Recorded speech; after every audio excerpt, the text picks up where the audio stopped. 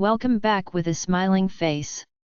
Links to previous episodes are given in the video description, so don't forget to like, subscribe and share the video. A Love Unstoppable. Episode 3. Chapter 29. Almost an hour later, I stepped out of my bedroom with Dia behind me and I made my way to the front door. I opened and my eyes glanced around to see where he was, and when I didn't, I wondered whether he had gotten tired and given up the fight, but Aaron wasn't one to give up that easily. Not the Aaron I'd gotten to know these past few weeks. My eyes traveled down the street and I saw a black Mercedes parked there, and as soon as I caught sight of it, the car turned on and it moved toward my front door. It packed and out came the dashing Aaron in simple khaki trousers and a white polo. He had glasses over his face and his hair was in the same bun it was when we met yesterday. He closed the car and locked it before approaching the front door, where I stood with Dia. With every step he took, my heartbeat increased. I was certain I could not face him. I was still a mess on the inside and he looked prepared for chaos. Zara, good morning. It's hardly a good morning since you ruined it as fast as it started. Dia didn't let me speak because she did, snarling at him. His attention moved past me and settled on Dia, who stood behind me. You must be Dia, Zara's best friend, he spoke with a still calm and friendly tone despite the venom Dia's voice had earlier. I am, and I hope you know that means I don't like you, she bit out at him, not treading lightly with him. He smiled, and his deep dimple showed, and despite the tension, I felt myself melt on the inside. I don't expect you to, but I hope that one day that would change. I hope you understand I am doing what every reasonable father would do if they were in my shoes. I want to be a part of my son's life and that's all. There is a fine line between wanting to be a part of your son's life and wanting to cut him off from his mother, the woman who had taken sole responsibility in raising, caring and providing for him against all odds in the last 4 years. That is cruel. Dia wouldn't even let me speak. Why would she?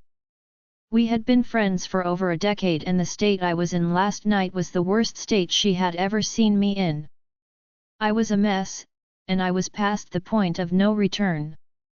No one had ever done that to me before. Aaron's new proposal equally affected Dia. She was Zion's godmother, and she had been involved in his life since the first day he came into this world. Aaron would cut her out of his life with the plans he had set out, and that was enough to make her mad. I am sorry, he spoke, sounding more reasonable than he did last night at the restaurant or this morning on the phone.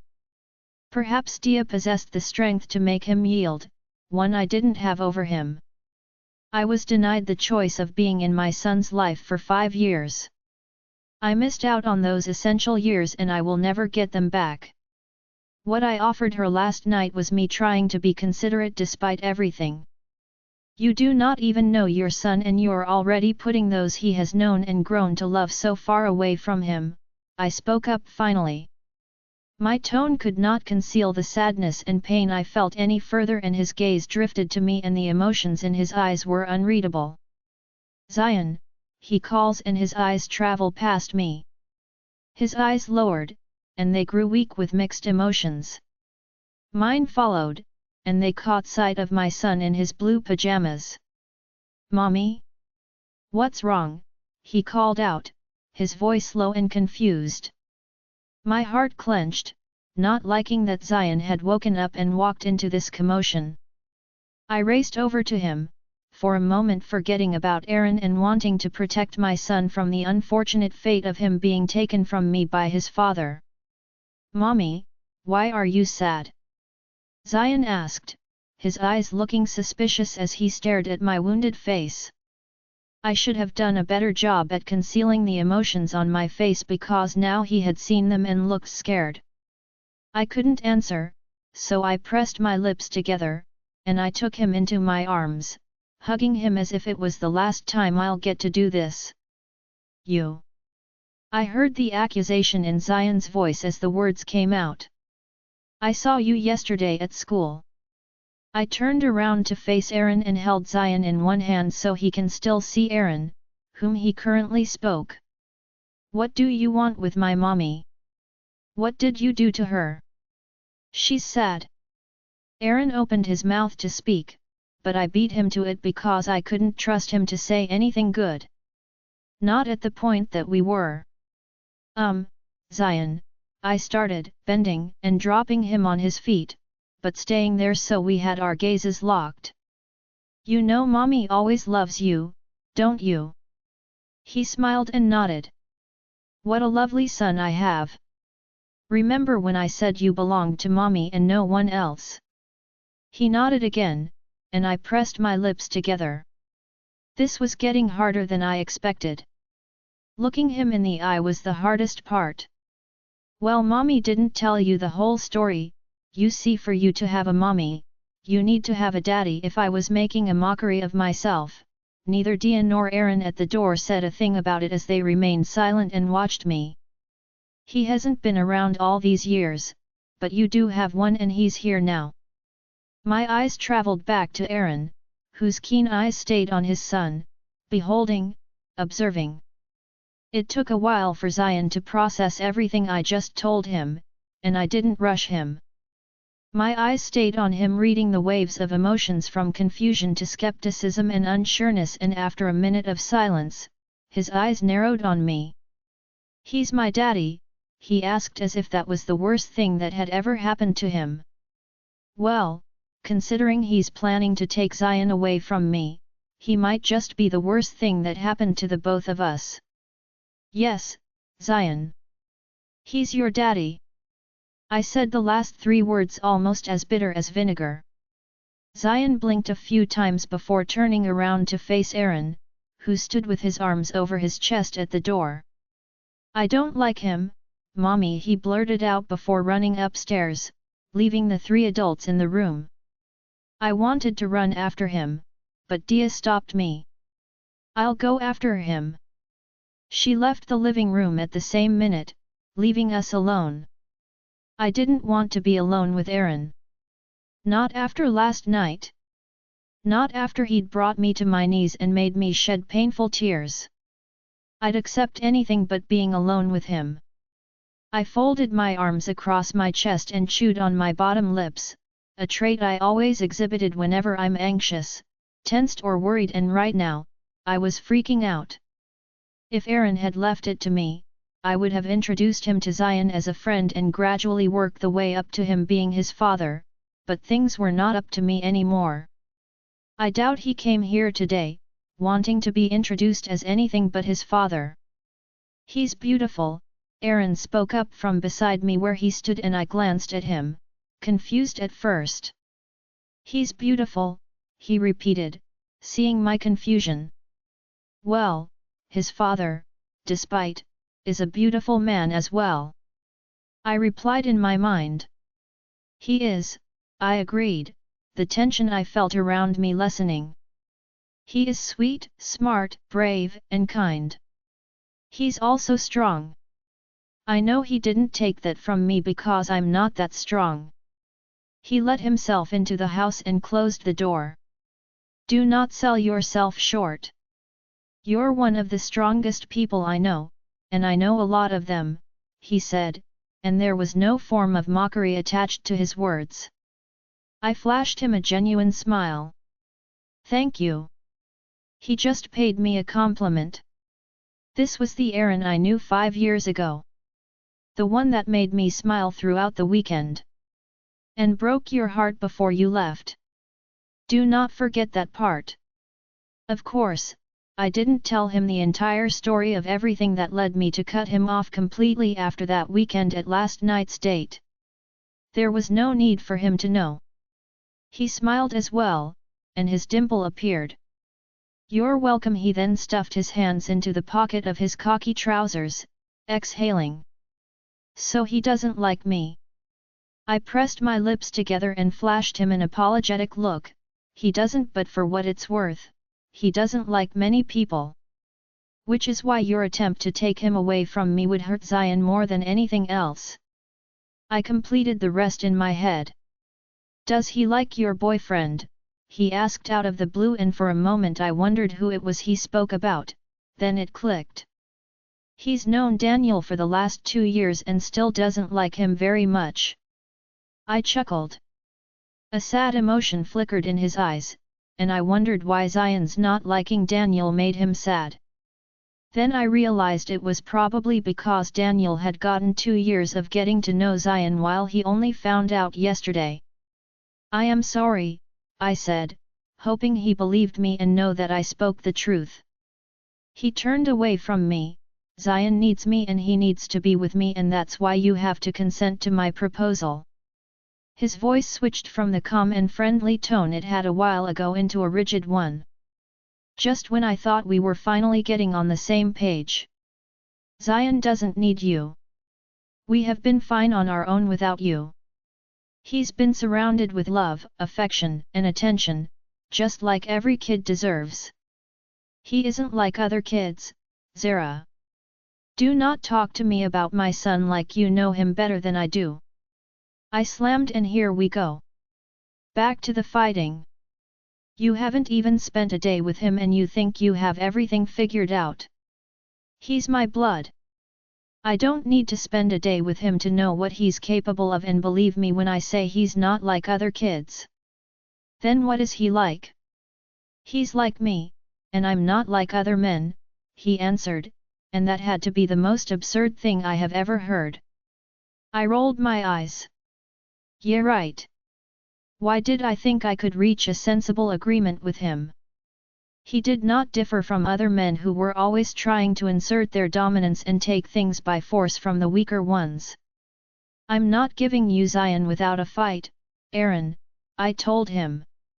You cannot fight me and win, he said with utmost certainty in his voice. For Zion, I will die trying. I growled at him. Chapter 30. Zara, Dia called from behind, and I spun around to see her holding onto Zion's hand while they both stared at us. She released his hand, and he walked over to me with slow steps. I stooped and stroked his hair down his face tenderly before standing up and stepping out of the way so he can meet his father. He took his step carefully, and I watched Aaron's agitated look as he waited for Zion to meet up with him. He stooped down when Zion reached him and they came to almost the same height. You have the same eyes as me, Zion said, his tone coming off shy. Aaron laughed and my stomach fluttered at how amazing it still sounded after many years. Yes, I do. And you have the same dimple I have, he pointed out. Zion bit his lips and nodded. Yes, I do. Then he asked, my favorite color is blue, what is yours? Also blue. I turned away from them to Dia, my heart aching in my chest and my eyes glassy. Aaron looked so good with Zion and they clicked so well, as if they had met before. I knew he would be an exceptional father to him. Aaron already seemed to have everything figured out. If I didn't keep Zion away from his father all those years, my position in my son's life would not feel threatened now. As good as this looked, it scared me. I didn't want to lose Zion, and I didn't want to fight with Aaron, but he wasn't giving me much of a choice, either. He wanted more than I could give, and that was unacceptable. She gave me an understanding look. I couldn't lose everything. I had lost enough. Your mind is somewhere else, Daniel said, and my senses returned from the thought in my head to the man sitting across the table, staring at me with the most fascinating look ever, despite the point he was making. I am sorry. I apologized, my eyes dropping a little. He smiled, and his hand came across the table and took mine for a quick squeeze. It's fine. A lot of things are changing in your life. It's okay to have a disoriented mind because of that. I would if I were in your shoes. Daniel was the sweetest and most understanding man I've ever met, and I wonder why it took me so long to give him a chance. Zion is with Aaron, I said, he took him this morning for swimming classes. They called a few hours before we left the house. Zion is having so much fun with Aaron. As he should. But you don't seem to be happy about that. I was happy, but I was scared. I feared the more time Aaron got with Zion, the more my son would get used to him and the options he provided. He had the luxury and lifestyle I couldn't provide, and that would take Zion's heart away from me. I'm scared. I've had him to myself for over 4 years and now I have to share him. I don't want to share him. I whined like a spoiled brat, pouting sadly. I wouldn't even consider what Aaron wants as sharing. He wanted Zion all to himself and I feared someday he would achieve his goal.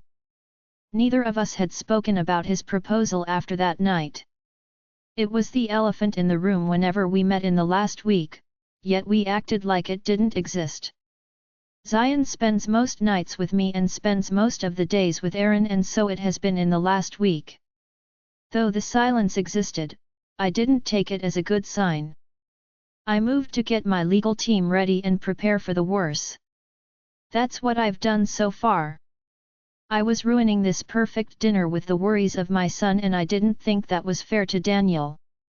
It had been a hard day at work and throughout the week we barely had time out to ourselves, and so knowing Zion would be with Aaron today, I picked the day out. Here I was ruining the date I had longed for since the week began. I'm sorry, Daniel, I'm ruining this date. My voice dropped in its tempo. He shook his head and flashed me a small smile. You're not. You're with me now and your problems are also my problems and we will figure it all out together. How did I get so lucky with him? Let's eat, and once we are done, you can tell me about your journey so far in attaining a PhD degree in psychology. This made him laugh, but he nodded. Sure, we can do that. The date went well after I stopped worrying about Zion's well-being and concentrated on the man before me. Daniel had fascinating tales to tell that made the night worthwhile, and, as he brought me home, I wanted him to spend the night. Zion wasn't home, and that meant he could spend the night without me feeling guilty for disrupting the peace or putting myself first. He walked me to the front door and tucked his hands into his pocket. I guess this is where I say good night. You don't have to. I pulled closer to him and kissed his lips. He drew a sharp breath and kissed back, wrapping his arms around my waist and pulling me closer to himself. I opened the door and pushed into the room, not breaking the kiss. I needed him and wanted us to cross this point in our relationship. It's been over a month and I believe it was long overdue. Perhaps this would also help take my focus from Aaron back to him. In the last few days, I've had dreams, and they weren't the purest. He broke the kiss to stare me in the eyes. You sure about this? I nodded, yes. I had waited for 5 years, and it was long overdue now. Come with me. Chapter 31. I led him into my bedroom and I began undoing the buttons holding my dress together. Once they all came off, the fabric fell to the floor, leaving me in my black lacy panties and bra. He undid his trousers as well and took off the grey shirt he had on, and my eyes followed his every movement with keen focus. He came into the bed, and we kissed hard while our hands roamed over each other. I moaned when I felt him press against my lower stomach and my legs grew damp with need. He pulled at the black lacy panties I had on and, just as he was about to slip his finger inside, my home line rang. We paused and a few seconds later Daniel kissed my lips. Don't answer it, he mumbled, trailing it down my neck. I moaned and my eyes shut, letting it ring until the call ended. A second later, it rang again, and I knew whoever was calling wouldn't stop until the call went through. Groaning, I picked the line on my lampstand and held it to my ear. Where did you keep your phone? Came the annoyed voice of Aaron and I immediately sat up. Aaron. Yes, it's me. "Who's Lionel?" he asked. He had skipped so many formal greetings before the question, but I ignored it. "That's my brother, Zion's uncle." I rubbed my temple, feeling a slight ache there, and I didn't know if it was from being unsatisfied or from Aaron's voice. "He wants to speak to him," he informed me as if Lionel lived with me. I exhaled. Aaron's tone was setting me in a very irritated state, and it wasn't even funny at this point. "Lionel doesn't live with me, Aaron." "Yes, I know, that's why I am in front of your house," he said, and a hunk went off the same second. "You brought Zion back?" I exclaimed. I couldn't believe he did. He wouldn't give it a rest. He defended his decision as if it was the right one. What was I supposed to do? "How about telling him you would do that tomorrow?" "That's what a parent does. Who in their right mind drives a kid over to their mother's house at past 10 p.m. to talk with their uncle? Someone crazy, that's for sure." Someone called Aaron. "Hey, come open up," his voice called out over the phone, and before I could reply, he ended the call. I groaned, throwing my head back onto the bed and my hands balled into a tight fist. I felt frustrated with the day, I felt frustrated with Aaron. My son was important, however, and I had to put him first, always. "This was what you wanted. You didn't want Zion spending the entire day with him, and you wanted him back. Don't act like you aren't happy." Yes, I was happy. Throughout the day, I missed Zion and wanted him with me, but having him tossed to me suddenly didn't help. I was this close to exploding. I got up from the bed and picked my dress up from the floor where I'd tossed it earlier and put it on quickly. I ran my hand through my hair to reduce its messiness before turning around to Daniel, who was now seated on the bed. For a moment, I forgot he was even here. Why did everything have to be complicated for us? My eyes dropped. "Daniel." I understand," he answered, flashing me a small smile. I made my way over to him, placing my hands on his bare legs. "You don't have to understand." He stroked my face, and I leaned into him. "But I understand. You're worth waiting for." I leaned in and kissed his lips, deepening the kiss by snaking my tongue into his mouth, and the car horn went off. I pulled away, hissing in irritation. "Please put on your clothes," I told him before getting up and walking out of the room. I came to the door and opened it. The eyes of Aaron, who stood beside the car, sparkled in delight as he saw me step out, but that was not about to sway the words I had to say. "What in the name of all the beautiful things created did you think you're doing by horning like that?" I thundered, and he backed away from me. "It's past 10 p.m. and he didn't let me finish. All the more reason to let us in." My eyes flashed red, and I was so close to cussing at him when Zion called to me, "Mommy." The fury that had built up within me died off at his tender voice, and I became weak with happiness. "Baby." I turned to see him opening the car door and stepping out. I raced to him and took him into my arms. "My boy. My sweet boy." I cooed and nuzzled his back. Taking him into my arms, I brought him inside. Aaron followed behind, and despite not wanting him in my house, I didn't object to him. He was Zion's father, after all. We had to do things like adults for his sake. "Mommy, I missed you." I kissed his head. "I missed you too. I miss Uncle Lionel. I want to talk to him." "Can I talk to him?" he asked with eager eyes, and I couldn't say no. Since Lionel left rehab, Zion hasn't called or visited him. They both shared a tight bond until he overdosed months ago, and it was only natural a boy missed his uncle. "You can, but I can't guarantee you he's still awake." I moved to the armchair. I had dropped my bag when I got in earlier with Daniel and picked out my phone. I saw 3 missed calls from Aaron's number and I knew he had called my phone before trying to home line. I heard footsteps from the door and I turned to see Daniel already back in his clothes. I noticed the look on Zion's and Aaron's faces. While Zion looked a little confused, Aaron had mixed emotions on his face as he beheld Daniel. I dialed Lionel's number and after 3 rings he picked up. "Hello, Zara," he called out, his voice low and confused. "Lionel, hey. I hope I didn't wake you up." "You did, but it's fine." "What's up?" he said, and I felt him sit up.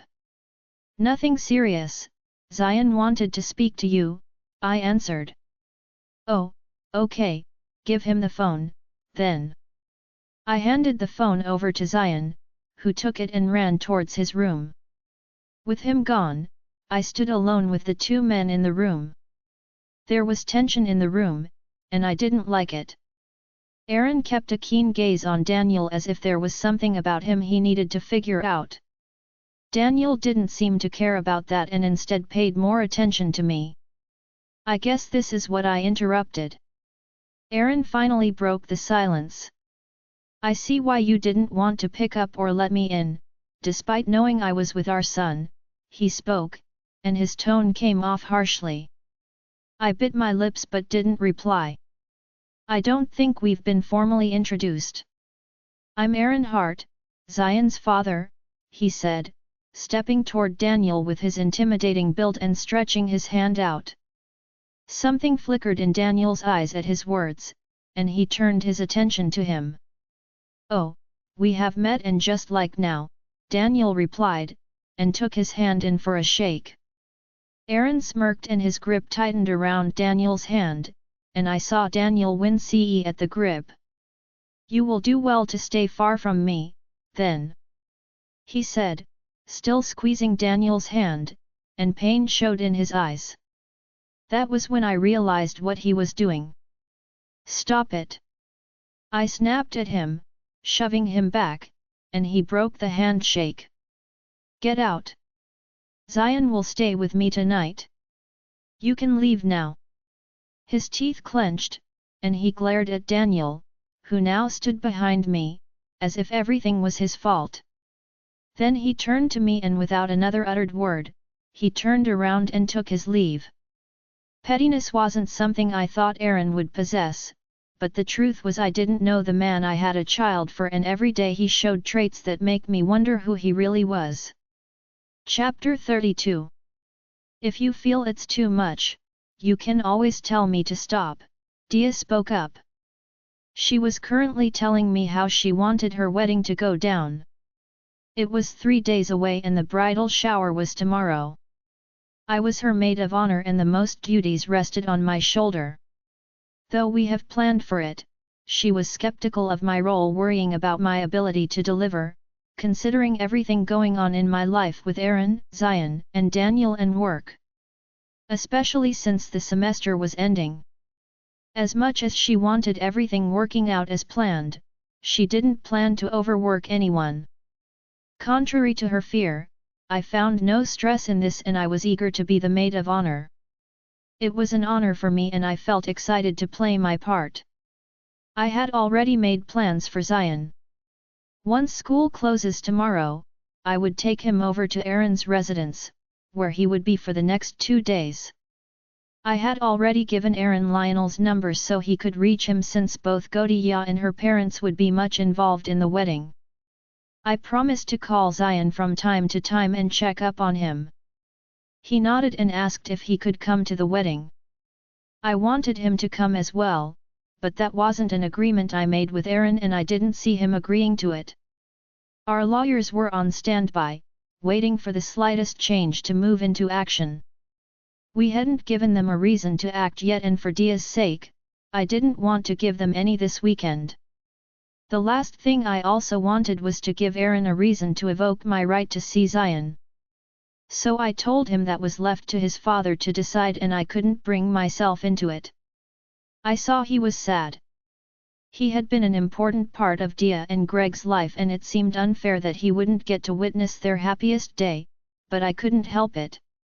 I didn't want to lose him by doing too much.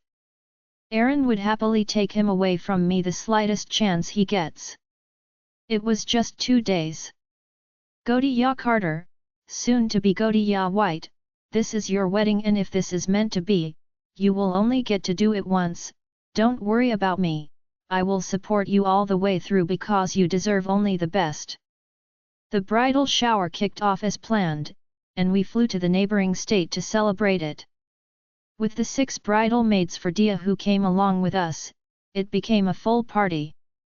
The theme of the shower was 100% fun, and for the first time in a very long time, I threw caution to the wind and got drunk while partying with the girls in the pool. The girls had a few guys on them as their way of having fun and enjoying the night, while Dia chose not to, and drank and danced instead. The last time I got entangled with someone, it led to an endless story, and I'm still dealing with it today. I didn't plan on repeating the mistake. Daniel informed me, yesterday he would be journeying home for the weekend as a family emergency had risen and he had to be there. He promised to call and keep in touch as often as he could and kissed my lips. I told him I'll miss him and wished him a safe trip back home. He had called to inform me he arrived safely earlier, and I was happy to hear that. Now I just missed him and wanted to talk to him. I pulled my phone out and dialed Daniel's number, a bottle of whiskey in my hand. The phone rang, but there was no answer, and so it went straight to voicemail. I decided to leave my message, anyway. "Hey," I slurred, trying to conjure up my most seductive voice. "I hope you're all settled at home. Wish you were here with me. The things I want to do to you, with my mouth. I hiccup, I would make you my little naughty boy. I would be the naughty girl that makes you hard and then, makes you toy with her. Keep that face clean for me. I'll be back to sit on it." I did not know the things I was saying now, so I tapped on the send icon on the phone. Dia yelled to me from across the pool, and I turned to see her waving at me. I took a step to go to her when my phone slipped and fell into the pool. My phone, I whined, and I stared with widened eyes as the phone sank to the bottom of the pool. "We will get you a new one," Dia yelled, and I raised my bottle, cheering happily. I had now forgotten the importance of my phone. My eyes snapped open with a loud bang in my head and I groaned out. I stretched and turned around in bed, only to fall off and land on my face. I groaned in pain and numbness and I pulled myself up. "Whose idea was it we drink so much last night?" Dia asked, walking into the room with a cup in her hand. She raised one of her brows as she slowly stared at us from one person to another. She seemed less hungover by the look of it. I turned around and found the girls already up and seated across the hotel room. 2 on the couches, 2 on the bed and 2 on the floor. I couldn't remember everything that happened last night, but I remember she had insisted we celebrate by getting drunk and taking pictures to remember the night. "It was yours," I answered, rubbing my banging temple. Dia grinned devilishly, "Yes, 'cause it's my freaking wedding day." She roared, holding the cup up, and she now seemed to be the most energetic one amongst all of us in the room. "Here you go." She handed me the cup in her hand and it was the green herbal tea Aaron had made for me the weekend I spent with him. I had shared the recipe with Dia and she had come prepared. "Drink? We have a plane to catch," she announced, and she still looks like the most energetic person in the entire room. Chapter 33. Yes, we arrived at the church 3 minutes later than the time expected of the bride. Greg was already waiting at the altar for his to-be bride, and at the sight of her, relief washed over his face. In the end, the wedding was a success. With the hungover headache gone, I could carry out my duties as a maid of honor and deliver. We moved to the reception, the massive, well-decorated Sheris Hall, and Dia and Greg got to dance and play the silly couples games, which made the whole hall cheer and applaud them. They were the definition of a couple's goal, and their happiness brought so much joy to me. I had watched them meet and fall in love over 6 years ago, and seeing how much their story had come was perfect. I could only wish them the best from here. My mind raced back to Zion, wondering if he was okay or thinking about mommy too. I should have called, but I couldn't remember where I dropped my phone. I didn't have Aaron's number off heart, and so I couldn't call. I missed him and would get to him as soon as this ends. I took a step back to the corner of the hall where the refreshments were after the cook for the occasion beckoned my attention. When I finished speaking to him, I made my way back to the celebrating couples through the hallway. Mommy! I heard Zion's voice call, and I spun around immediately to see where the voice of my son had just come from. I found him standing before me in a black baby suit and a red tie around his neck. His curly hair was parted at the side and neatly combed to give him an adorable look. He had a pair of well-polished black shoes on his feet. My boy looked glorious, and the smile on my face multiplied when I saw him. I raced over to him and got on my knees. I wrapped my arms around him and hugged him as if I was going to lose him if I didn't. Zion, how are you? I'm fine, Mommy, he answered heartily, and a giggle followed right away. My eyes fluttered, and I realized he shouldn't be here at Dia's reception. As soon as the thought crossed my mind, I spotted Aaron walking towards us in white long-sleeved and black trousers, his hairstyle matching his son, except his son had an innocent look while he had a sinful look. I still knelt before my son and my arms stayed around him, and when Aaron got to us, he smiled a little at me. I cleared my throat, very much surprised to see them here, especially since that wasn't our plan. Mr. Hart, what are you doing here? Zion wanted to come and your son doesn't understand the word no, he answered, not bothered to be here. I felt grateful. I had searched for my phone after we got on the plane, but I couldn't find it. I had saved Aaron's number on the phone and I had no way of reaching Zion and hearing from him. Since I had promised my full attention to Dia's wedding, I had to keep it, hoping Zion wouldn't miss me too much. I had to believe he was having a great time with his father. I wanted to have him here with me, but it was something I couldn't ask for. Having him here with me now made my joy for the day complete, and Aaron would never know what he had done. He looked around for a while before looking back at me. It's a lovely occasion, I see. Yes, it is. I nodded and took Zion into my arms before rising to my feet to face him properly.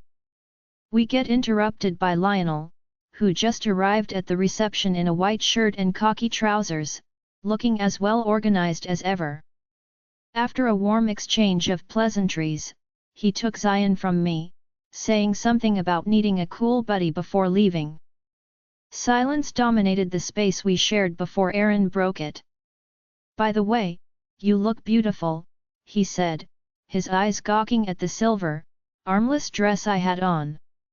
His gaze swept down and then up again, stopping over the exposed upper part of the dress, which displayed the swell of my T.S. Shivers ran through me at his stare. I glanced down at myself and then back at him. Thank you. You don't look bad yourself, I said. I could do better with my compliments. He looks better dressed and more good-looking than most men here, but I didn't want to play all my cards and leave myself without defense. Well, thank you. It's not every day a beautiful woman gets to compliment me. I ignored his words despite the effect they had on me. Thank you for bringing him, and I'm sorry I didn't reach out to you this morning. I can't find my phone. I must have left it in the hotel we were in last night, I said, changing the subject. You must have had fun then, he asked with a tone of interest. Yes, I admitted, I did. It's obvious, you're less uptight than you usually are, he answered, and I rolled my eyes at his words. Where is he? Your boyfriend. His eyes moved around as if trying to find Daniel amongst the crowd. He's not here. He traveled home to see his family. His loss, he said boldly. I opened my mouth to speak, but he continued, Are you happy with him? My eyes narrowed. What sort of question is that?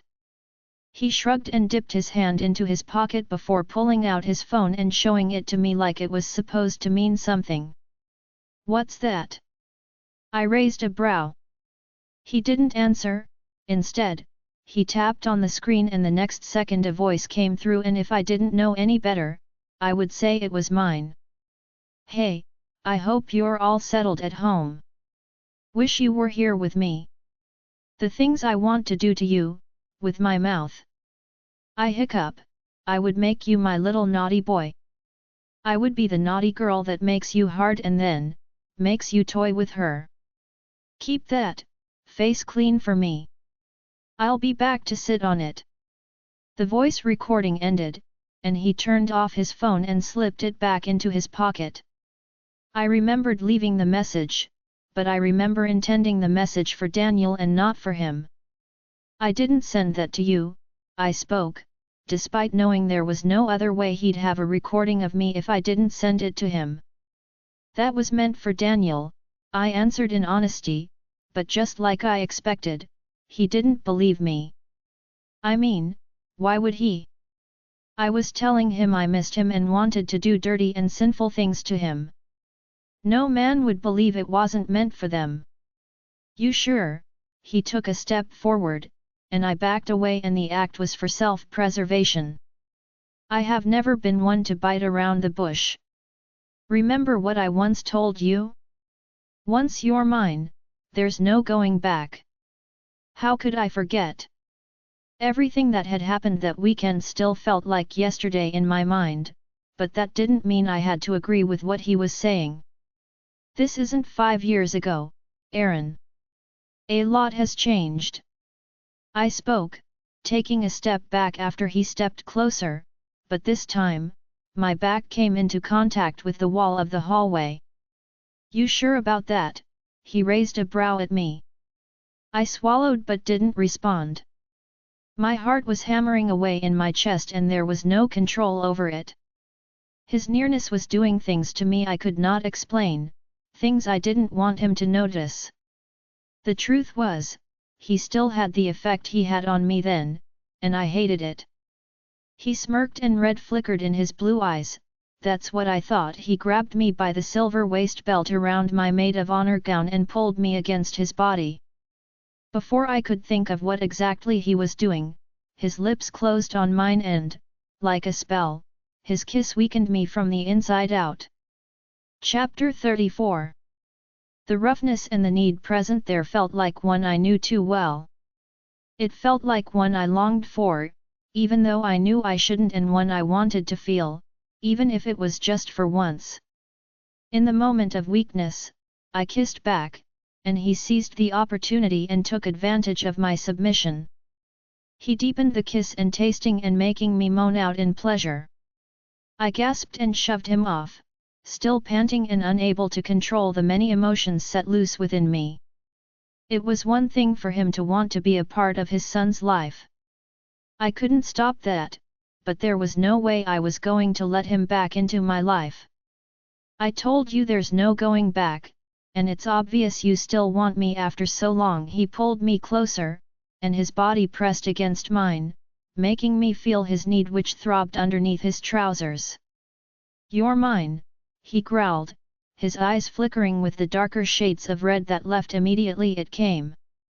I saw this color in his eyes the weekend we were together. I have also noticed the same flicker a few times already, but have always brushed it off. But now it scared me to know what it meant. Get off me! You're crazy! I shoved him off and stumbled back. What is wrong with you and why do your eyes glow? He didn't come closer, nor did he answer my question before I made my way as far from him as I could.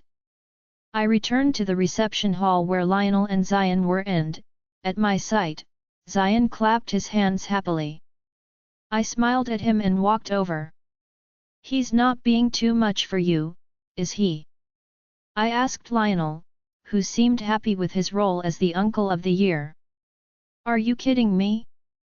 I have gotten over 3 phone numbers from the pretty girls present already. My brows narrowed. What happened to Alice? We broke up. I told you 2 weeks ago, he said. No, you didn't. The two looked so good I could have sworn they were meant to be. We broke up 3 weeks ago, Zara, and 2 weeks ago, she told me to move on, he said with a shrug. Alice was his longtime girlfriend of 3 years, and their relationship was the longest he'd ever been in as well. She stayed beside him throughout his recovery phase to help and assist and never left his side. I honestly thought they would stay until the end, especially after everything they had been through the entire year. It was sad that it had ended. My eyes dropped, and I placed my hand on his shoulder. How are you dealing with that? He shrugged. Usually I'll get drunk or get high to escape the pain, but not this time. I will heal, and these beautiful ladies, he said, holding the small papers with numbers in them, will help me through. I rolled my eyes, but hugged him, wanting to comfort him somehow for what he was going through. What's that smell? He blurted out with his voice suspicious. I pulled away to flash him a narrowed look. What smell? That, he said and leaned in to sniff me as if he was a dog. Who were you with? No one. I lied, and he gave me a look that said try again. His smell is all over you. He moved closer to sniff me again, and I was getting annoyed at this act. Clean, masculine and rich.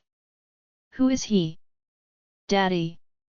Zion squealed in Lionel's arms, and I turned to find Aaron behind me. My heart skipped at the sight and nearness of him, and my mind reminisced about what happened in the hallway a while ago. I thought he had left, but just like when I kissed back earlier, I didn't think that through either. Ooh. No wonder you wanted me to take Zion with me earlier. I see now, I see. Lionel cooed, and I elbowed him to keep silent. He groaned out in pain but barely made a sound. Something just came up, Zara. Will it be okay if Zion stays with you for the rest of the day? He asked, sounding formal for the man who was lust drunk in the hallway a few minutes ago. He also didn't look at me and did his best to avoid eye contact. He didn't even have to ask. Having Zion with me all day every day was what I wanted, and will jump at the chance to have him always. Yes, it's okay. Thank you. His gaze lifted and locked on mine for a second before darting to his son. He reached out and stroked his face for a moment. Stay with mommy and be good, okay? The little boy nodded, and he smiled at him. Thank you, he said to Lionel before taking his leave, and we all watch him exit the reception hall. He gets hotter every day. I see why you got his smell all over you, Lionel spoke after he disappeared. Shut up, Lionel, I have a boyfriend. I snapped at him, taking my anger out on the wrong person. Oh, yeah, Daniel. Yes, Daniel, and I feel horrible for doing what I did to him. He has been good to me since I'd known him and has also been present and loyal since we began dating over a month ago. He didn't deserve this, and I felt horrible for kissing the devil called Aaron. I did not differ from any other two-faced cheater on the face of the planet. I had to come clean. I won't rest until I do. The newlywed departed for their honeymoon destination, which was in Spain, and I had successfully carried out my job as maid of honor for the day.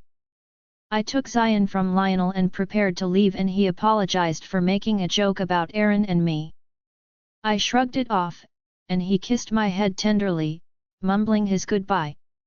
I said my goodbyes as well, begging him to go easy on the girls, to which he had taken their numbers, and that made him laugh and roll his eyes.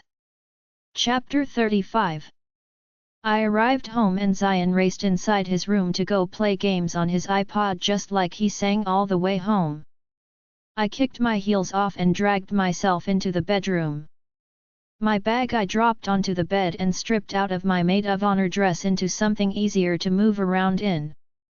Since I no longer had a phone, for now, I could only use the house line and one was in the bedroom. Daniel's line was unreachable and kept going to voicemail, and after 2 tries, I gave it a rest. I would try again later because I needed to speak to him about what happened between me and Aaron at the reception. I returned to the living room and I tried to think up what would be best for dinner. There was a cooking timetable on the wall, but it was harder for me to decide because I was not the only one having dinner tonight. I had Zion. I didn't want to ask for his input because that would be the end of leaving the decision to the adults. I needed to think up what would be okay for dinner for both of us. After 10 minutes of thorough thinking, I chose mashed potato sauce. I picked out the potatoes and placed the pot of water on fire. Daniel crossed my mind once again and I walked to the home line in the kitchen and picked it up. I was about to dial his number when the doorbell went off. I dropped the phone and hurried over to the door, wondering who it might be. As I opened it, I found Henry, the delivery man who had brought us packages in the last 3 years. Henry! I gasped at the sight of him because despite not knowing who it could have been, I wasn't expecting him. I didn't get any notice about any package delivery beforehand and this was his first time showing up without me getting one. What are you doing here? I raised my brow, a little tensed. I didn't get any notice about any delivery, I stated, still confused. There was a delay, he mumbled, and it somehow calmed my skepticism. Can I get the package then? I asked, glancing at his hand and not finding a package as usual. He bobbed his head, it's in the car, you can come to take it. I didn't know much about delivery, but that wasn't how it worked. Packages were always handed in or left at the door, not in the truck. I glanced behind him and I found his truck on the side of the road and I returned my gaze to him. I'm currently cooking in the kitchen. I think you should grab and bring it to me. I'll wait. I slammed the door only to hear the home line going off in the kitchen. I returned to the kitchen but before I could pick it up, the line already ended. I dialed Daniel's number but it still went straight to voicemail. Or maybe he knows what you did with Aaron, maybe he had his spies watching you and when they saw what you did, they fed him details. He already knows and he's not so pleased about it, the voice in my head said. But I shook it off. Daniel wasn't that petty. Watching me was something Aaron would do, not Daniel. I moved to the counter and filled the now boiling water with potatoes and covered it up. Fish would be the next thing to work on, which I knew Zion would like very much. I didn't feel very happy, with Daniel not picking up my calls. It was so unlike him and the guilt-placing voices in my head weren't helping me one bit. I had a terrible conscience that took pleasure in tormenting me and reminding me how wrong I was. What I did with Aaron was... I dialed his number for the 7th time and this time when it went to voicemail, I decided to leave him one. I called earlier because I needed to talk to you. But it keeps going to voicemail, I don't have another choice but to leave you one. I paused and dragged a deep breath before continuing. I did something terrible, I kissed Aaron. I paused and placed my hands on the island in the center of the kitchen. He kissed me first, and I kissed back. I don't know why, but I did, and I only realized what I had done moments after I pushed him off. I have felt horrible about it ever since then, and that was why I rambled on but stopped when I heard footsteps from behind. I turned around but froze in my step as I saw Henry with glowing yellow eyes and fangs longer than what I knew him to have. His face looked hairy like an animal and so were his exposed arms. My stomach dropped, and I realized this wasn't a dream or a hallucination, but reality. Henry. I called, swallowing slowly, but he didn't answer me. Instead, his eyes glowed. Whatever this thing was, it wasn't Henry, not Henry I'd known for over a year now. He took a step forward, and I tried to back away, but I failed because my back was now pressed against the counter. He took another step, my heart raced in my chest and my legs trembled while they struggled to hold me up. Henry had relating to Zion and me a few times, smiling and cracking jokes whenever he came over and I knew would never hurt me. This thing, however, might, and I wrapped my hand around the handle of the pot on the fire, and as he launched at me, I threw the now hot water and potatoes in the pot at him. The water poured on his face and next I threw the pot and it smacked against his head. He growled out in pain and covered up his face. I took the opportunity and raced out of the kitchen, but I wasn't fast enough, because he caught my hand. I yanked it out of his grip and lost my balance, falling to the floor and blacking out. My eyes opened, and I saw two people, more like creatures, bawling in the living room, which now looked like a mess. My vision cleared, and I rose to my feet. I identified Henry from the clothes he had on earlier when I allowed him into the house, but the other person I couldn't tell. Henry launched at him, but he caught him by the neck and threw him away. He turned to me, his eyes glowing red, his fangs just as long as Henry and his arms and face equally hairy. The red in his eyes decreased, and I saw the hazel eyes telling me who he was. "Come to the show. Aaron. Get Zion and get out," he growled at me, and I didn't even waste a second arguing about how he was in my room or why he was fighting Henry. I raced upstairs with my heart hammering away in my chest, and I hoped my son would still be in his room. I found him laying in bed with his headphones on playing a game on his iPod. "Baby, get up.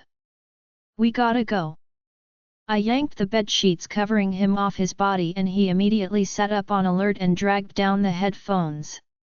"We need to leave, my love," I said, and the ground shook underneath me and I feared to even think of what could be happening downstairs. "Is it an earthquake?"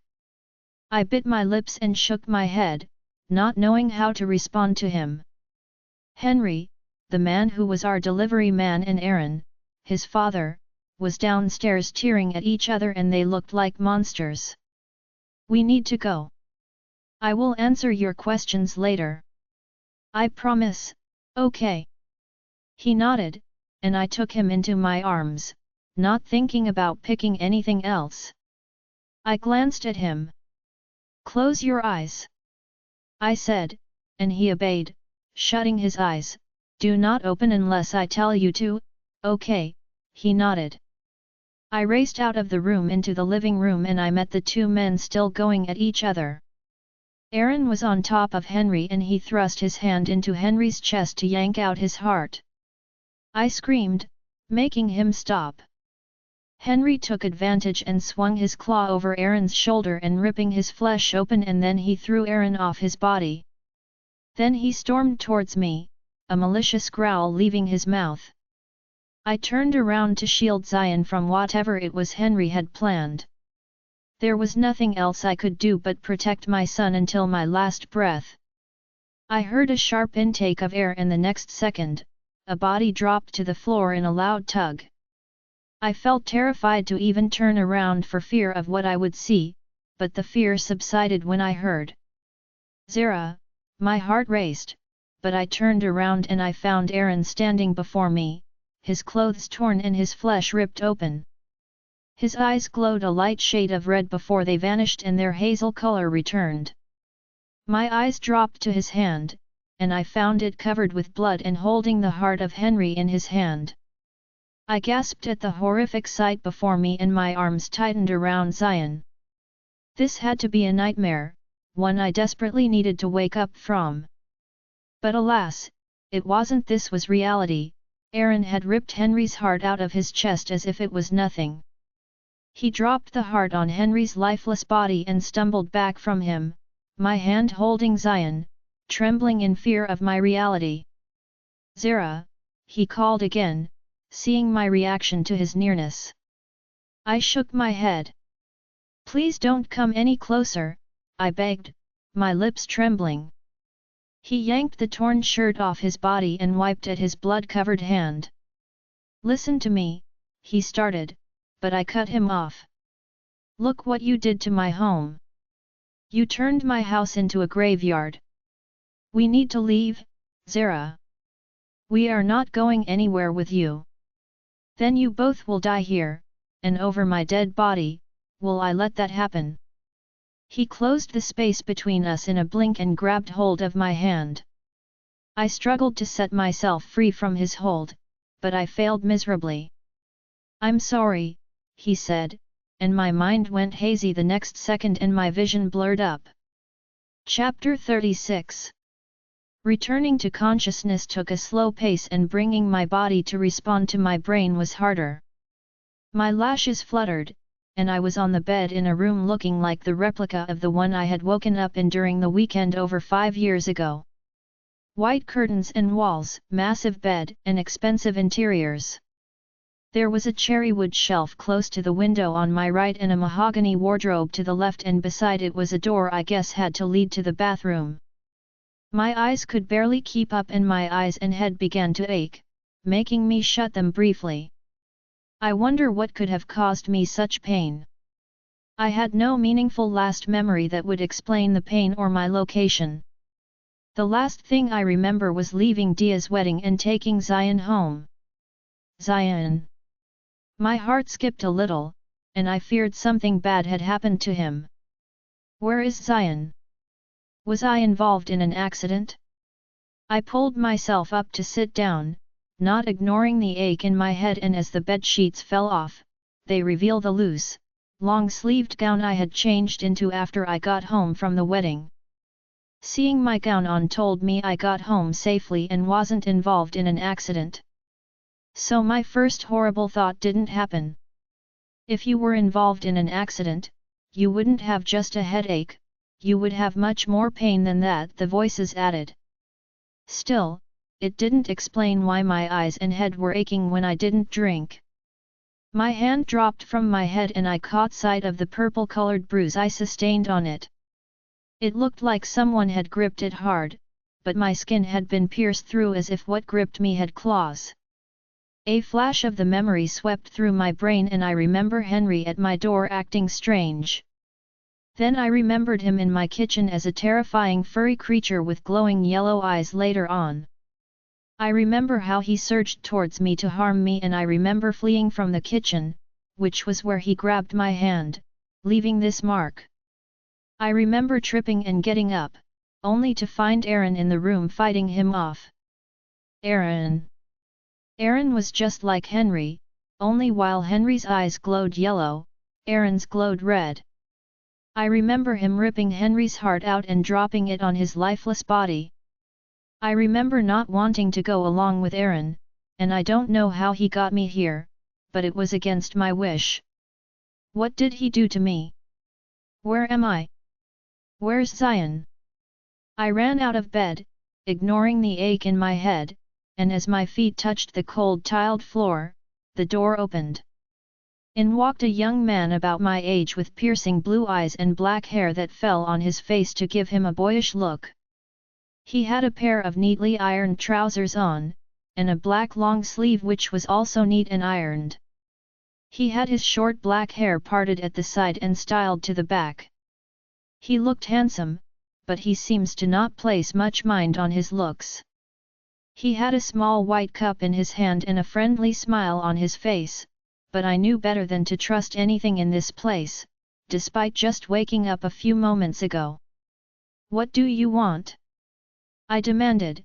He stood at the door while I stood at the bedside, giving us about 10 feet gap. But something told me this gap wouldn't prevent a thing if the worst happened. I came to give you tea. It's herbal and helps with your headache.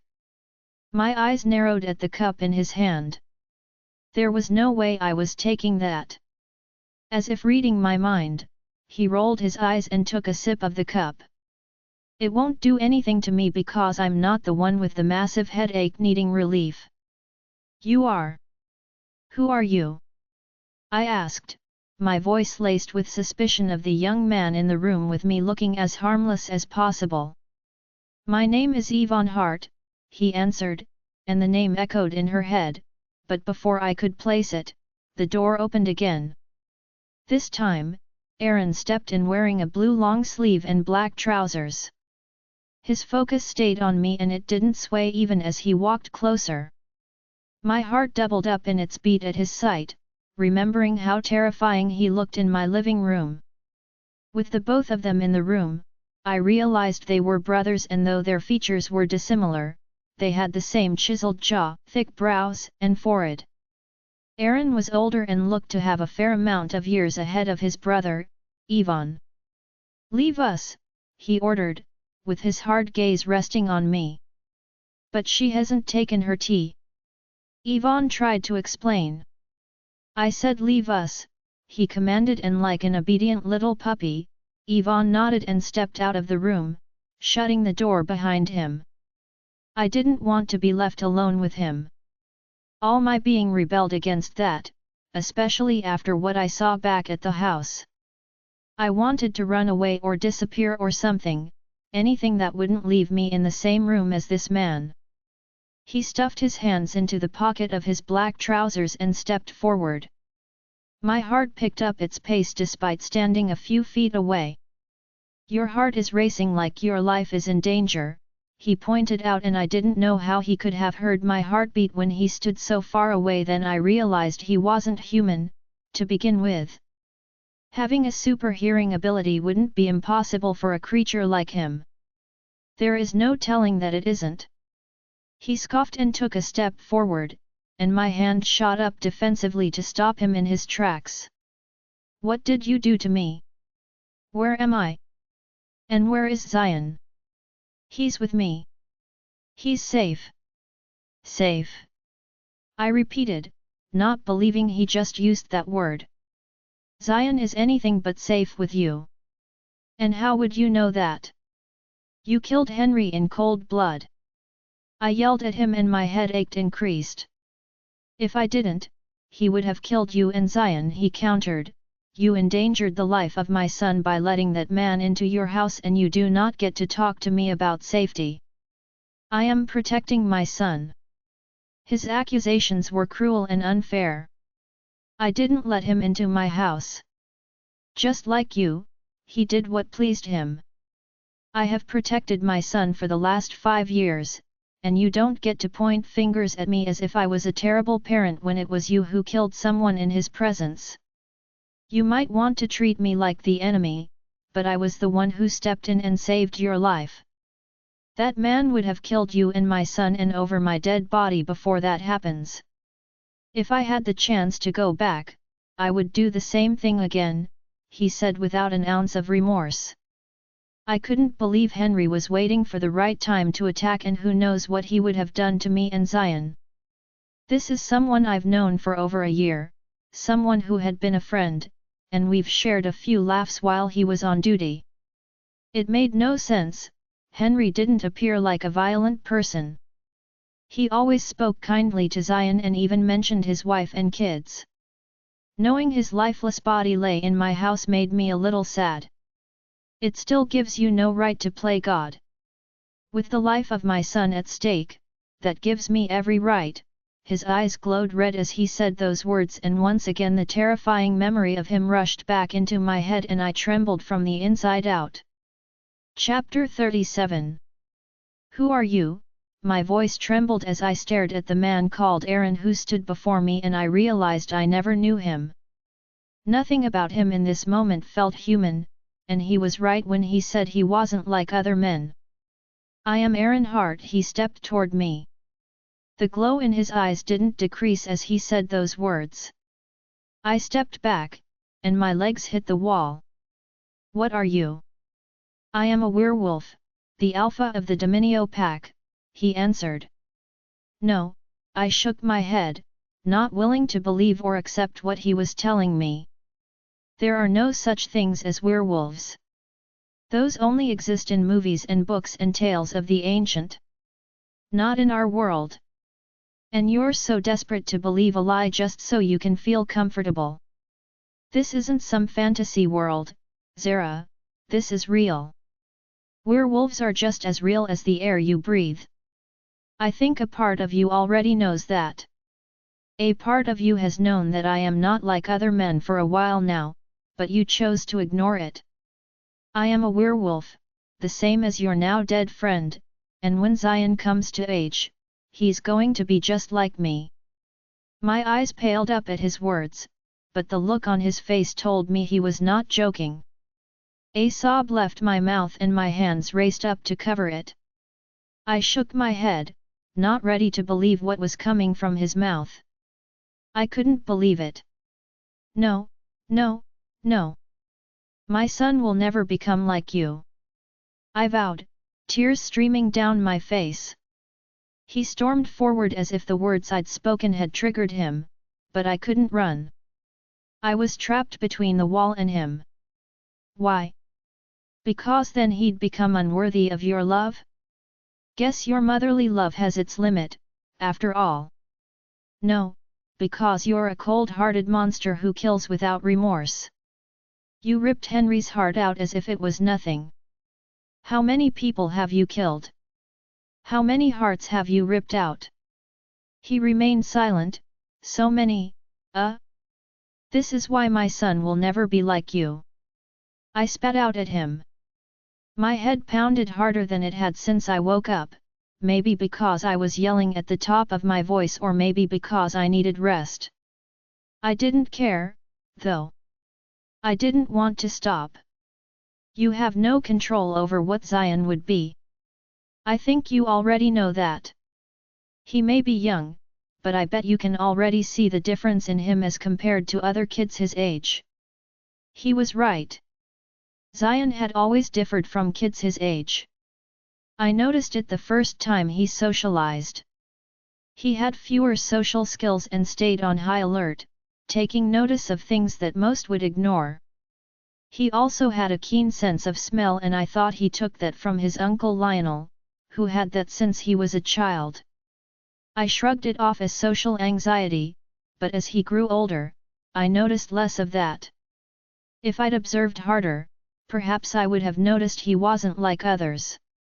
You can claim to not want it, but the reality is way more than your little naive mind thinks it is. His growling voice snapped me out of my thought. You!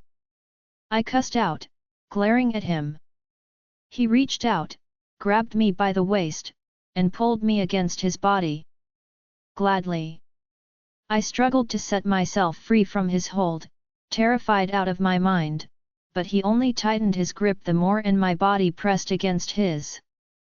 Behave, Aaron, a feminine voice spoke, walking into the room, and Aaron released his hold on me and stepped away.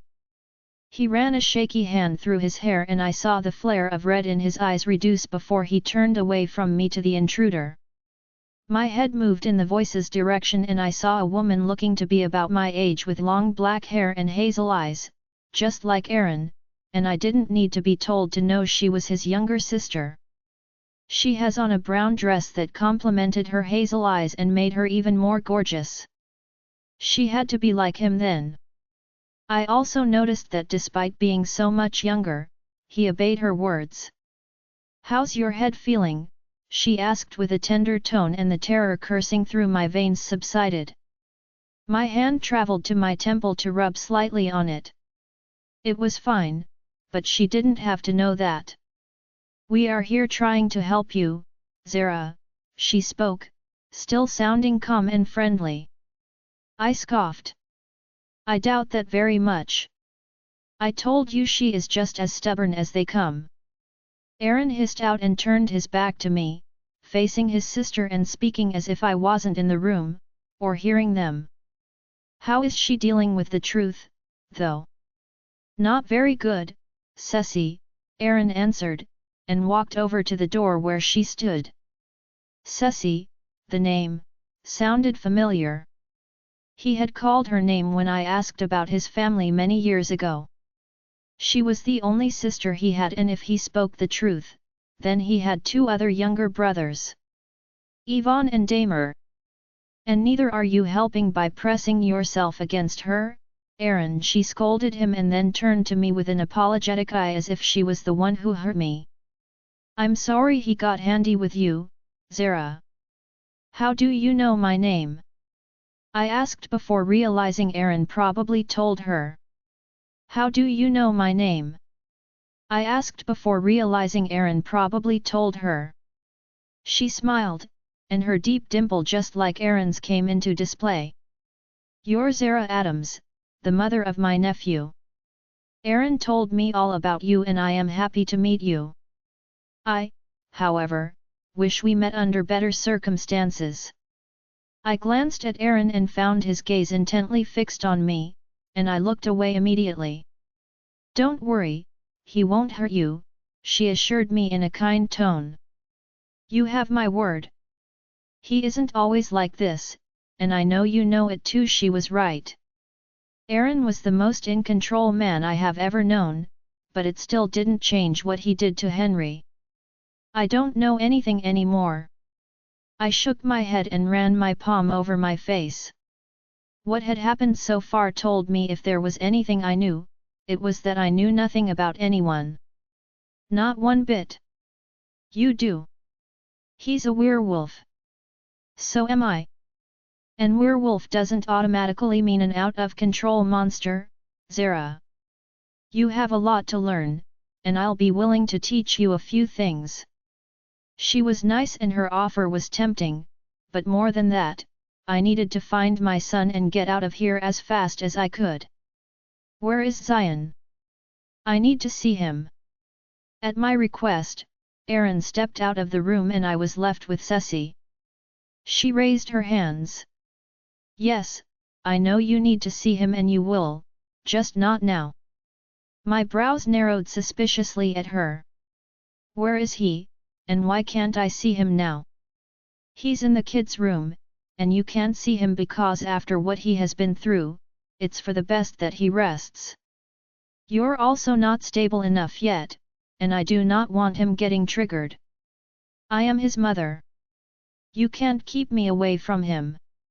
I yelled my protest at her and it fell on deaf ears because Sessy stepped out of the room and shut the door. I groaned and ran towards the door, banging on it and yelling to be let out, but it fell on deaf ears. I pulled at the knob a few times but failed terribly at my attempt. My headache returned in a massive fold and, groaning, I let go and stumbled back toward the bed. I sat on the floor and buried my head between my legs. I was locked in a prison and kept away from my son. I never thought this day would come, but here it was, right in front of me. There was no greater heartache or misery than being denied your own, and I won't survive this. Chapter 38. Aaron's POV. I hated the look she gave me. It made my blood boil in my veins to see it. She gave me the same look when I saved her and my son from being harmed by the man called Henry. She looked at me as if I was some sort of monster that needed to be kept as far away from her as possible. I didn't know why, but it hurt to see the look on her face because it made me feel like a monster. As if I didn't kill Henry to protect her. I had kept an extra eye on her after I found out I had a son with her. She might not know this, but almost all the other alphas naturally hated the Hearts. We had the strongest bloodline, and we have had natural successions of alphas for over 10 generations. We've been believed to have the blood of the great King Xavier Ainsworth flowing through our veins. With this great power came great responsibility.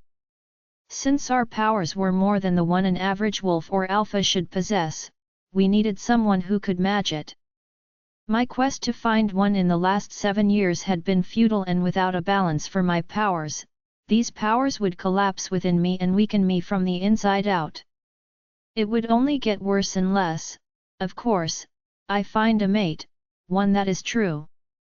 When I met Zara I felt that bond, but she was human and I knew it had to be a mistake, yet every moment I spent with her felt right and made me feel as though I had found the one for my soul. I waited for her to reach out and, Looking back now, I could see how that was a mistake on my path.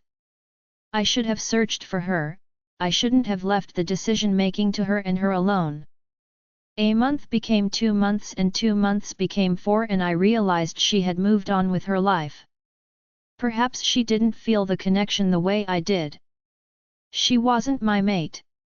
If she was, she would have reached out. I told myself to move on, vowing to never give the next person I'd feel the bond for the chance to walk away ever again. Finding out a child had come forth from the weekend I spent with her years ago came as a blessing, not just to me but to the rest of the family, and I still remember the smile on all their faces. The baby was a sign of hope, a sign that we as a family would still get to keep the power in our bloodline, even if finding my true mate no longer mattered. That was why I wanted Zion all to myself to protect him. I knew that just like his existence was a sign of hope to the Hart's family, it was a sign of power and dominance to the other alphas around the world, which would compel their loyalty. I knew they didn't like that and would want to eliminate Zion as fast as they could. I didn't know who was behind the attack, but I planned on finding out, and before then, I had to make sure to keep Zion and the stubborn little lady called Zara safe. I didn't see the attack coming, but that was my error, and it came so close that I would have lost the 2 people I cherished the most in the world. Despite my impending weakness, it wasn't so easy to take me out, and almost every pack knew that. They knew the best way to get to me would be to strike at the weak link, Zion and Zara. I hated fighting with her, but I doubt she'll ever look at me and not see a cold-hearted monster. That wasn't who I wanted to be to her, that's not who I wanted to be from the very first time we met, but fate had made me the villain of my story for a very long time. Perhaps it was time to stop running from it. "Are you with me, Aaron?" Sessy asked, snapping me out of my thought. "No, but I am now," I answered, turning my focus to her. "I thought the plan was to get her on our side and not the other way around." She trailed off, her eyes weary as she beheld me. I wasn't proud of my actions. I had displayed a few actions since I found her months ago that I wasn't proud of. It was difficult to control emotions when the one meant for you can't stand your side and tell you how much happier they would be if you weren't in their life.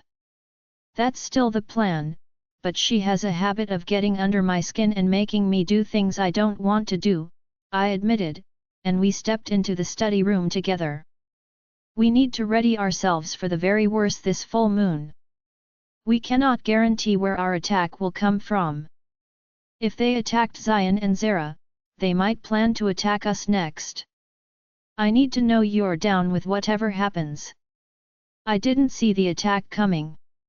I had closed eyes on the ones I knew could do such a despicable thing, which was the rebellion pack, but so far, my man on the inside told me nothing. That left me to believe they might have been unaware of the attack as well. I needed to protect my own. There was no other way around it. I felt grateful that I came in the time that I did, and I didn't want to think of what could have happened if I hadn't stepped in when I did. I didn't want her terrified out of her mind, but I had to understand that she had been tossed into the realm of the supernatural and the truth she didn't know existed. I had to believe she just needed time and only said and did some things she did out of fear. She couldn't hate me. Not that she couldn't. I just didn't want a reality where she'd hate me. Ivan already sat waiting for us at the corner of the study with his arms folded across his chest and his eyes closed. "How long do we need to keep her here?" he asked. "As long as we need to. It's for her protection," I reply, and he opened his eyes. He stared at me for a moment before turning away. "She doesn't see it that way, though." "Because she doesn't understand," I began, then paused and turned to him. "Can you see her?" I asked, stepping towards the armchair he sat on in the left corner of the room where he sat. It wasn't even a question. Ivan was the wise one in the pack and family. Most of the strongest packs had wise ones. It meant that despite having the werewolf blood, he was more human than the rest of the hearts. It also meant that he could see things beyond the physical and travel between worlds and realms of the supernatural. This was his gift, and this made him different. He could wander off in his mind while sitting in the same position. He could interact with people and make them believe he was real and with them when really he was in his room. When his ability first appeared, he had pulled a few pranks on all of us and we fell for it, but as the years went by, we got used to his tricks and figured out when he was the real Yvonne and when it wasn't. He called it dream walking, and after years of practicing, he learned how to carry people with him into this world. Although stronger than the average human, Yvonne had never experienced his werewolf shift. We believed the magic flowing through his veins silenced his werewolf form. Yes. I see her, he answered calmly. She's scared and wants to go home. His last sentence made my heart ache. I didn't want her scared, I wanted her safe and at peace, and she needed to see that. Can I see her? He took my hand without speaking or opening his eyes, and I found myself in the room we left Zara in. She sat on the floor close to the bed with her head buried between her legs. I heard small whimpers coming from her and I knew she was crying and in pain. This wasn't what I wanted to see, but there was no turning back. Zara, I called out, and her head slowly lifted and her eyes were red, making my heart hurt in my chest. I am sorry. She shook her head, sniffing a little. I need to go home. The corpses you left in my room probably have the cops crowding my house now, and I need to return and clear my name.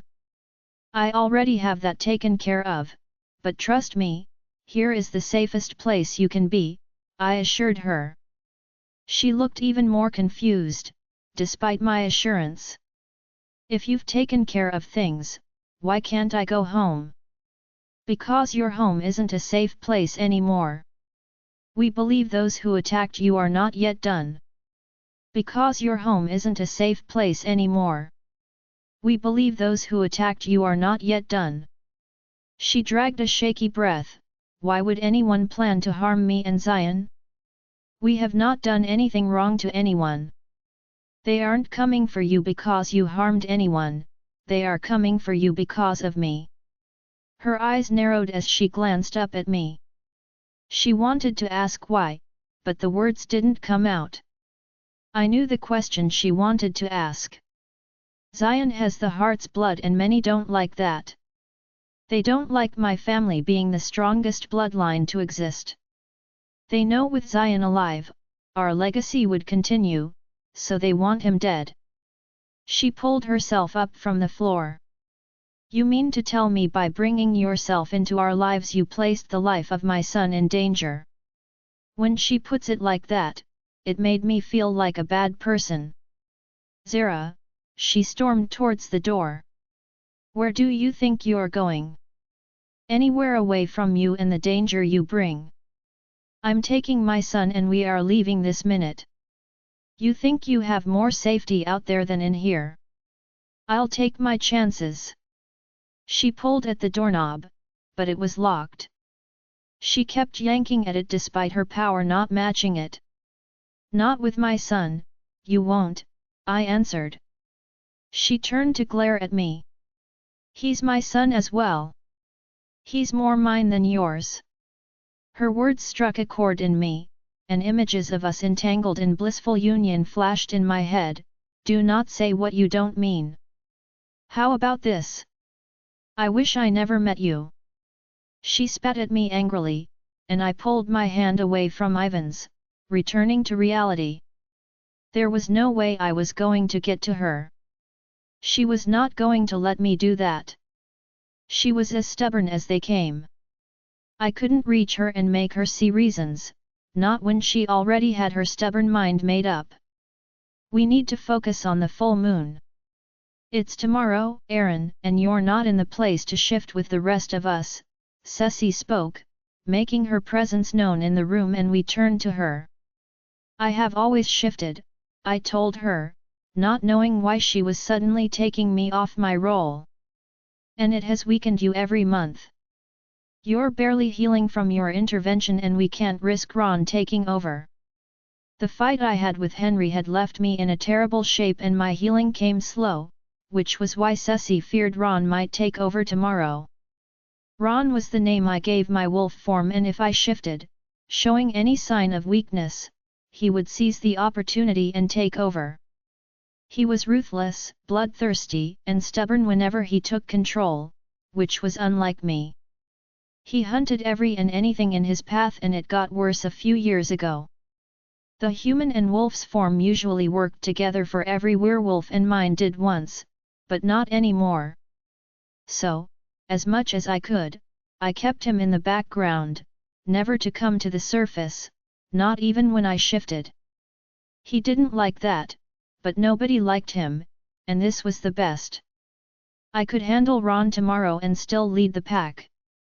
I did not have to be cut off, and I didn't like the thought of it. This is my pack. And you shall lead in human form.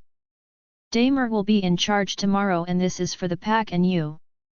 Heal, Alpha. I hated to admit it, but Sessy was right. I was getting weaker than I used to be. It wasn't new to me at this point. This was why Henry, a beta, almost outmatched me while I tried to save Zara and Zion. The wounds he inflicted were still healing, and no one except the ones in this room knew that. Zara would never understand that I killed Henry because I didn't have enough strength in me to subdue him. I was weak, and I grew weaker with every passing day. Chapter 39. Zara's POV. I don't know how long I stayed there on the floor with my face buried between my legs, but I knew a few hours had passed by. I also got a little sleep with a very weird dream attached to it. My head still ached, but not as much as it did when I confronted Aaron, and it could be because I had had no one to aggravate me yet. If I had taken the herbal tea Aaron's brother, Yvonne, brought over earlier, perhaps the headache would have gone faster, but Aaron stepped in and stopped me from having it. You could have taken it when he first offered it to you, but you were dramatic, the voice in my head reminded me. I haven't moved an inch in the last few hours, I stayed with my head buried between my legs and eyes shut. I have thought about a lot of things. From my life to my family and loved ones, and then to my job and my home. I wonder if I could return to it and live life as I did before. The answer is no, I'd never be able to live the innocent, naive life I once lived. I knew a lot of things I didn't know then. Supernatural beings existed and walked amongst us, and Aaron, the man I had a child with, was one of them. Henry was too. If I hadn't seen it myself, I would never have believed Henry wasn't human. I had known him as the sweetest and kindest of people, but from what Aaron said, he did that to get close to me. It made no sense. He had so many chances to hurt and harm Zion and me. Why did he wait for over a year to do it? Many questions ran through my head, but I knew I would never find the answers to them. Henry was dead and he would never answer the questions I had for him. I wondered what else I didn't know. Who else was around me living a lie? I had kept my circle small, yet predators stayed among them. The door made an unlocking sound and soon cracked open, and my head snapped up to see who it was. Since the bed was king size, it was bigger and made it harder for me to see who was at the door while sitting down. I stretched my neck and a slight pain shoot through me. I adjusted my head and waited for whoever it was to come closer. Footstep approached me where I sat beside the bed, and not long after, someone stood before me. I lifted my head and found Yvonne in a navy blue long-sleeve shirt and vest, standing with his hands tucked into the pocket of his grey trousers. A young male with dull brown eyes stood behind him wearing black trousers and a shirt and holding a medium-sized ceramic tray in his hand. The tray had a glass of water and a plate in it, but I couldn't make out what the plate contained. I sprang to my feet and stepped toward him. I trusted little about what was happening, but Ivan was nice to me earlier, even though he didn't get to give me the herbal tea. He could be of help to me. Perhaps he could help me get to Zion, my son. Ivan, I called out. His green eyes narrowed at me and I could swear the eyes I had seen earlier were hazel, not green. Aaron had a flicker in his eyes once in a while, so that had to run into his family as well. His hair then was also black, not blonde. I guess my eyes had been deceiving me. Or the ache in my head was affecting my other senses. I am not Ivan, I am Damer. Ivan is my twin brother and I've been told he looks like me. His voice came out almost as deep as that of Aaron, but lacking the hoarseness. He didn't seem pleased that I had taken him for Ivan, even though they looked very much alike. I guess looking like his twin brother wasn't a compliment. You're his twin brother, I repeated, everything finally making sense. Ivan had a much friendlier expression than this one and I knew Damer would be just like Aaron, or maybe worse. Yes, I brought you food, he announced, stepping back and the younger male moved to keep the tray of food on the table at the corner of the room close to the window. You brought me food, I repeated what he just said and his eyes narrowed on me as if I was crazy. Yes, I just said that, he answered, dismissing the young male that brought in the food, and he bowed and took his leave. I still don't know why I have to accompany the cook. I'm not a servant, he ranted in displeasure. Then why did you? He dragged a long breath. Aaron has a distrust for everyone but his siblings.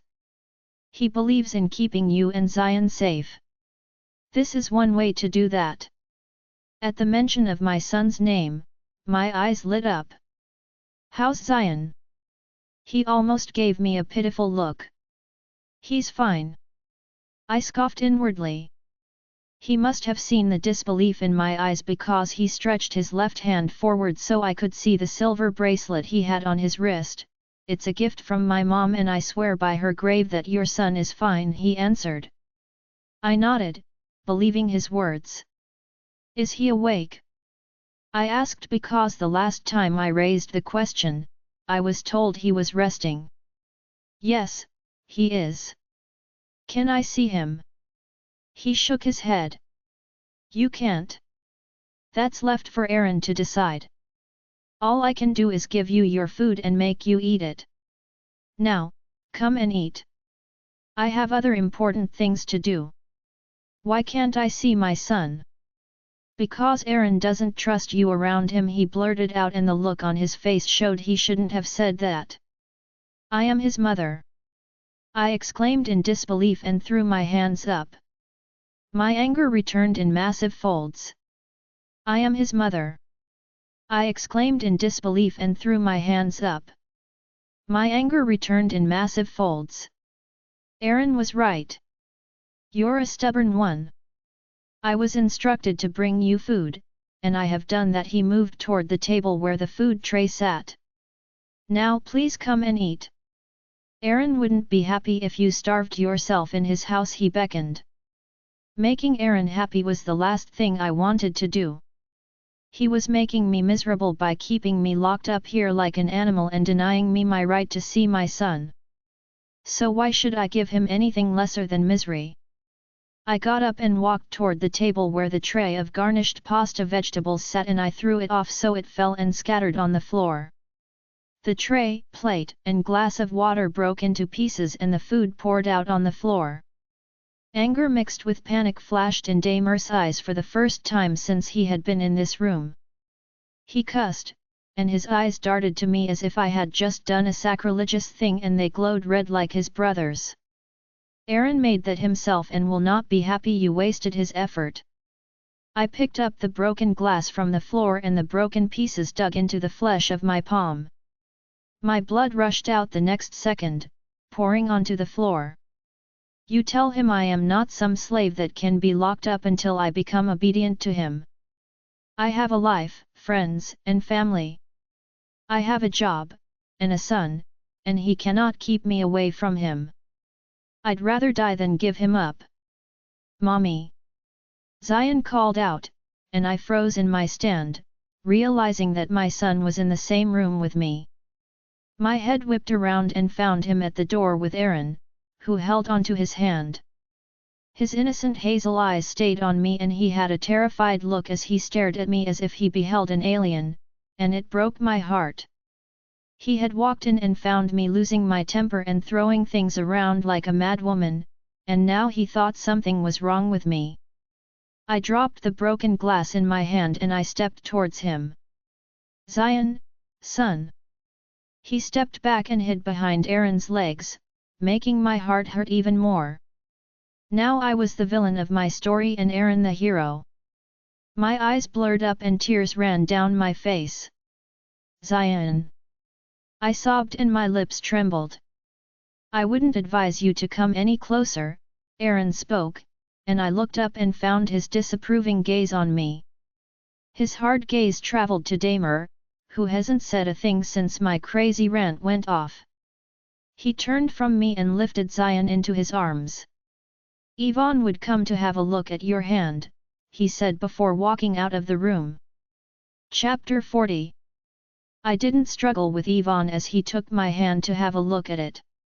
I sat currently in bed exhausted, with no more strength left in me and a pounding head. I had spent half an hour after Aaron left with Zion, crying my eyes out in pain. I didn't even know when Damer left the room and I didn't care. My heart had been broken into a million pieces and was bleeding beyond repair. I wanted to wallow and being left alone helped me do that. Aaron was taking away my son. He was doing it before my very eyes. He had denied me my son only to bring him back at the time I had had enough of his games and snapped. Now Zion believes something was wrong with me. He probably believes I was crazy and was even going to hurt him. You were crazy and you might not have had intentions of harming him, but you were harming yourself, and he saw that, too. Aaron might have laid out the cards, but you played right into it as he wanted. Yvonne dipped the towel in his hand into the bowl of warm water on the bed and he pried my hand open to rub over the cut. I stayed quiet as he did his thing, my eyes unable to even look at him. He finished and moved the bowl from the bed to the floor and he picked up a box of wool and a liquid in the bottle. My eyes caught the methylated spirit, and I drew a sharp breath. His hazel eyes darted to me, and he gave me a careful look. Stay still, I know it will burn, but believe me, we need to disinfect the area of the cut and make sure it's safe before putting on the bandage, he explained. I understood what he meant, and knew it was necessary, but that still didn't stop my agitation because I knew how the burn of the menthol felt like. Next time, perhaps you will think of the consequences before you do something this reckless, my mind nagged me. Zara, trust me, he said, and I nodded and shut my eyes tightly. He placed the wool on my palm and I hissed out in pain and began trembling uncontrollably. Zara, he called, his voice low. I tried to open my eyes and look at him, but I couldn't and my eyes remained tightly shut. His hand touched my forehead, and it felt extremely cold. He cussed and withdrew it. You're burning up. This isn't good. I heard him say before my senses faded away into oblivion.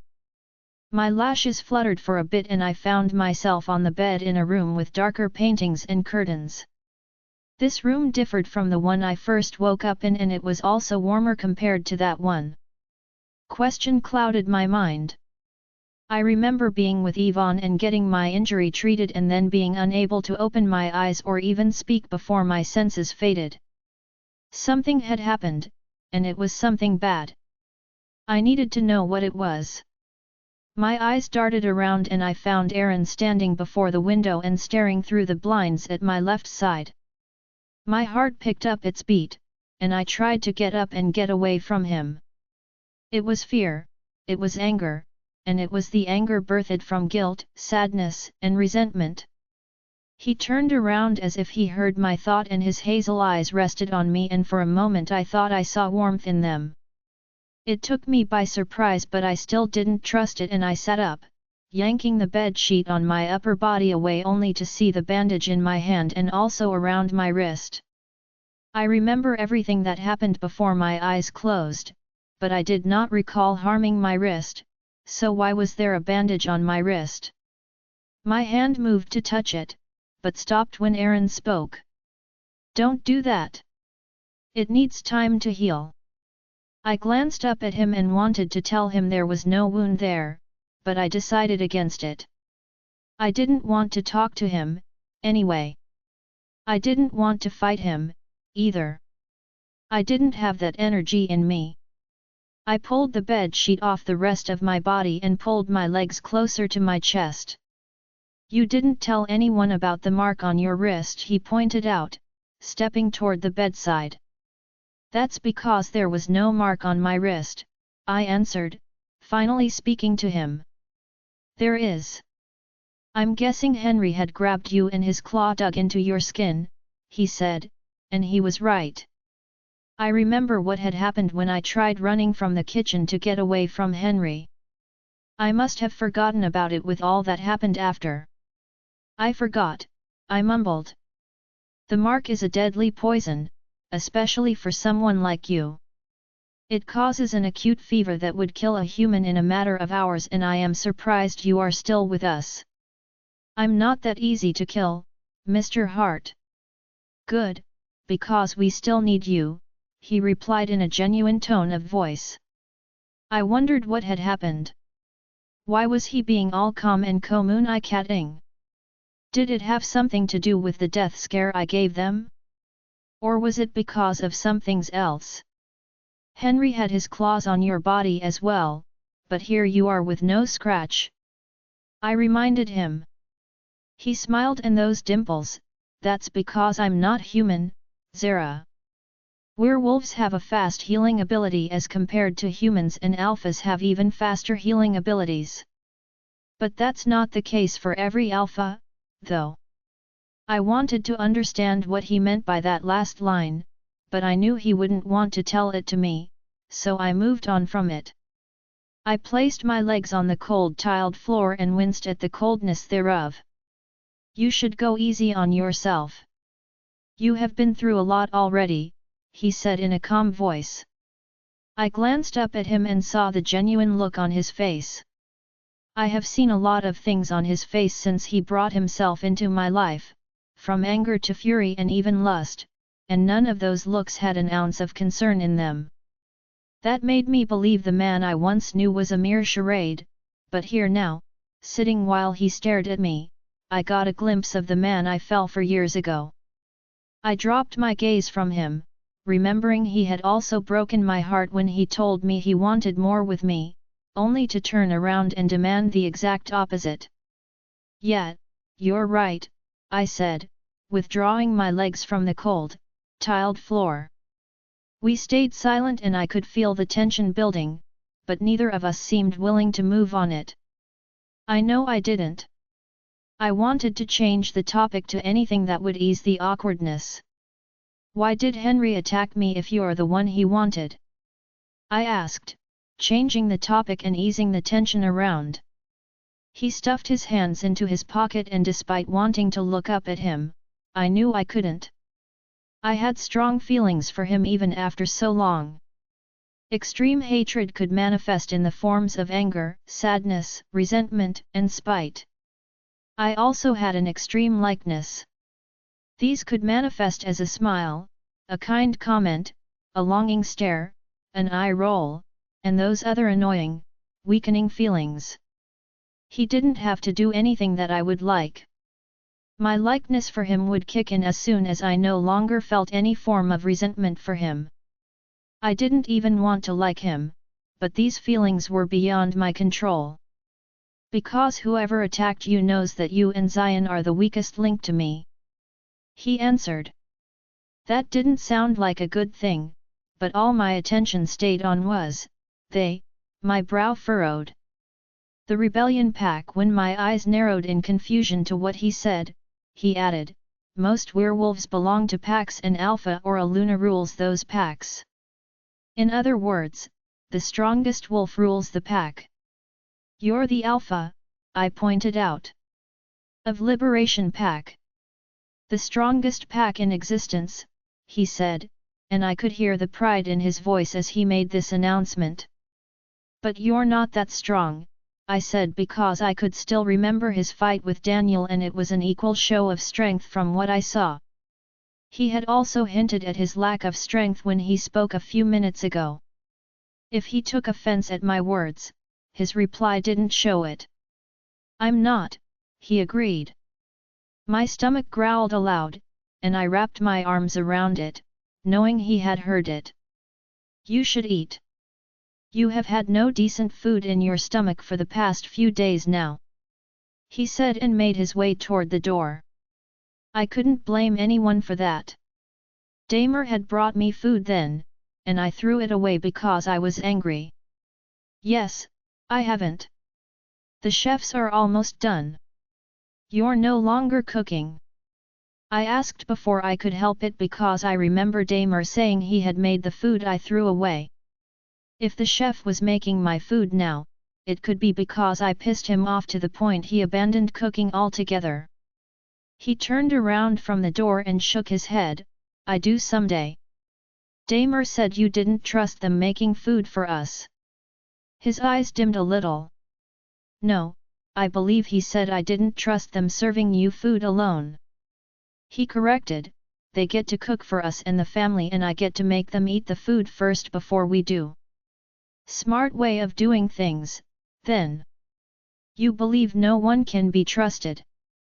I know no one can be trusted, he affirmed. I frowned at his generalization, then what about me? You do not know me that well. He looked at me, and our gazes locked. I shuddered on the inside. I know you well enough to know you do not want me dead. I raised my brow at his audacity to think that, which made him chuckle. Perhaps you want me dead, but wishing differs from acting on it and that makes you different. Also, you're Zion's mother and I doubt you would want to harm him. That gives you a level of trust. How's Zion? I asked, changing the subject. I still remember the last time I saw him and the terrified look he had on his face as he stared at me. It was one I never hoped to see again. He's good. He asked after you. My eyes lit up at his last line. He did. Yes. I glanced down at my bandaged hand and wrist before asking in a low voice, can I see him? Yes, I have no reason to keep you from him. But like I said, you need to regain your strength, so eating is needed. I have a few businesses to attend to and I will not be back early today. He took a step back before adding, dinner will be on me. My eyes grew wide. Okay, so you still cook? I asked, unable to help my excitement. What has suddenly come over me? His face broke into a wide smile, and goodness gracious. I still do. But I was with Zion before coming here. So I didn't have the time to enter the kitchen. I smiled, dinner a promise, then. Sure, let's call it that, he said and winked at me before leaving the room. I could get used to that. Join our Facebook and WhatsApp group for more updates, link is given in description. Rest audiobook will be continued in next episode.